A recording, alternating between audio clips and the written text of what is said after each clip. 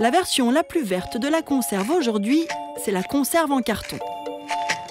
Avec son ouverture ultra facile, l'absence de risque de se couper ou de se tacher, la possibilité de conserver et de refermer sa boîte, c'est la conserve nouvelle génération, le must de la conserve.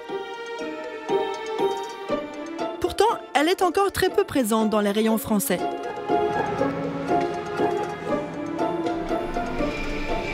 Chez nos voisins, on a une longueur d'avance. En Italie, par exemple, sur les étals, les conserves métalliques partagent désormais la vedette avec ces petites boîtes en carton. Ces conserves en carton, c'est ici qu'on les fabrique. Et ce matin, Thierry Gian, en charge de la commercialisation du produit, est venu faire le point avec son principal client italien sur cette ligne de production dernier cri.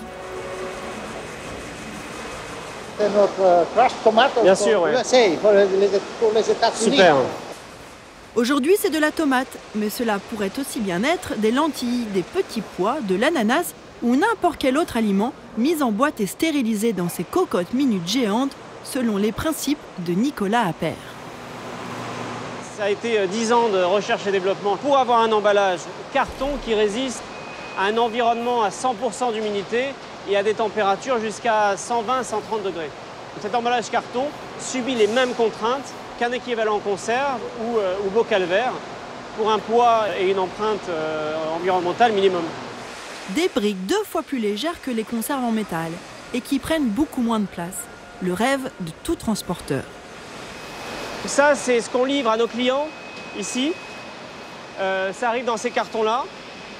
Là, il y a 500 unités. Si on regarde les palettes qu'on a derrière vous, 3 palettes comme ça, c'est l'équivalent d'un camion de conserve.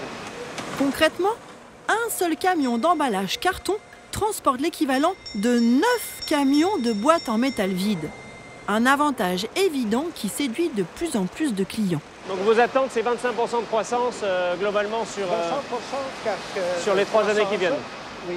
Okay. Pourtant, en France, le marché ne décolle pas. C'est sûr qu'il y a une grosse différence entre, si on prend 2 extrêmes, le marché suédois, où la part de marché du carton, c'est 57% sur le marché des légumes secs, et en France, où on a peut-être 0,2%, ça reste confidentiel. Par habitude ou par attachement à notre vieille boîte en métal, les producteurs et distributeurs français boudent encore cette innovation. Un mal pour un bien?